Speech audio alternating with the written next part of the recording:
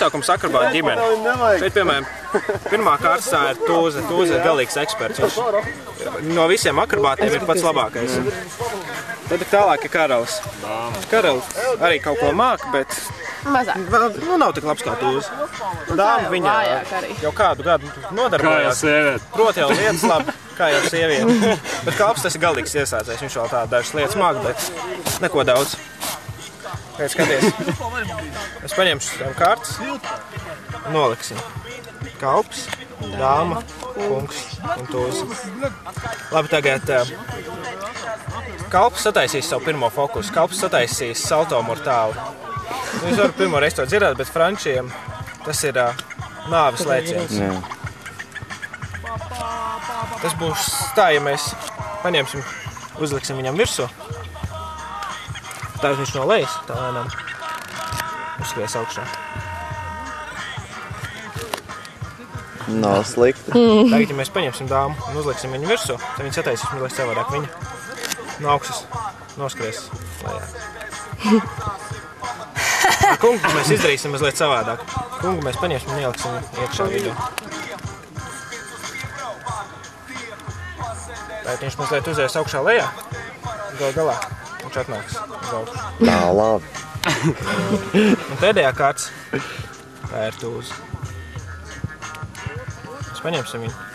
Un Tūze tā kā galīgs speciālists, viņš paņems iekšā kārtīs, apgriezīsies, sataisīs salto mortāli, uzliksies uz augšu un tad ielies atpaļ iekšā un atkal atgriezīsies.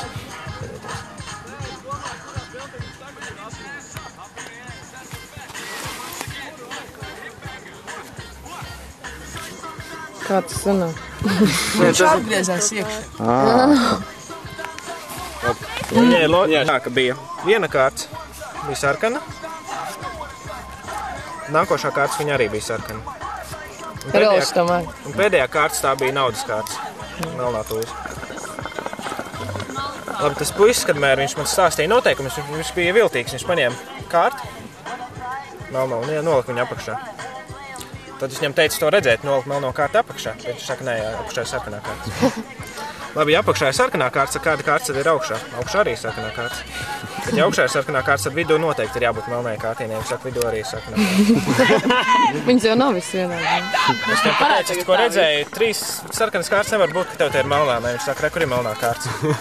Bet ja apakšā ir melnā kārts, tad nevar būt, kā augšā ir melnā kārts. Viņš saka, augšā arī ir melnā kārts. Un kāda kārts ir virtuvē, vidū arī ir melnā kārts.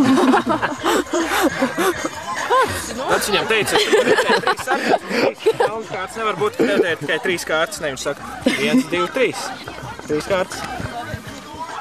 Labi, bet tad jau bija viņam daudz kārtas, naudas zaudējis, un es biju izmisis. Tad viņš teica, labi, pasties, re, kur ir sarkana kārts, re, kur ir melna kārts. Ja tu uzminies kādā krāsā šī kārts, tad būs dubults vai nekas. Sarkana. Sarkana? Melnā. Melna. Sarkana. Melna. Sarkanās vai melnās? Sarkanās. Sarkanās? Viņa melo! Es to zināju! Viņa melo! Vienam Visur savu ir rokšā. melni. Tur, mazliet zemāk. Labi, tagad, šeit mēs tev iedosim erces Tūze. Atceries erces. Šeit es tev iedošu. Viņi ir smagāki. Kā parasti kārts. Nē. Es šeit rīkšus tieši jābūt. Jā, Labi, šeit es tev augšā uzlikšu otru sarkano kārtu. Labi, kura kārts ir augšā, erces vai kāram? Mini. Kur ir? Erces. Nē, augšā erces. Vajadzēja būt viņam vēlreiz. Bet viņam vajadzēja būt apakšā. jā, nav. Uzmanēji. Labi, skaties, tad vēlreiz pamēģināsim. Atkal, šoreiz. Es domāju, vienkārši loģiski. Droši vien, ka viņi būs augšā. Kārā. Augšā būs Jā. erces. Labi, kura kārts ir augšā, erces vai kāram? Vispār jau Augšā ērce, bet vispār droši vien kārā. Džokers. Pīcis. Pagaid, kas bija apakšā? Nē, kur kārts augšā, erces vai kāram? Pīcis. Ērce. Erces ir augšā, kāra ir augšā. Kā tā var uzreiz? Kā parādīsim kaut ko ar Tūzēm. Kā vismagākā no Tūzēm, tā ir pīta Tūze. Ja mēs paņemam, pagriežam kārtas, viena no kārtīm apgriežās riņķī. Labs jautājums. Ja mēs vēlreiz viņu apgriežam, kārtas apgriežās riņķī. Labi, apgriezīsim kā normāli cilvēku.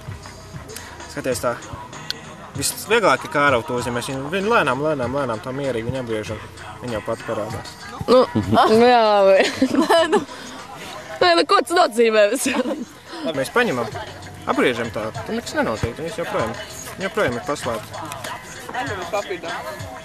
Bet ja mēs paņemam, Jā, redzu. Tev iedjauram. viņu apgriežam un uzstam pa viņu, vēl arī apgriežam, tad tikai viņi parādās. Nu, maz. Kaut kas nav tieši. Kaut kas nav tieši.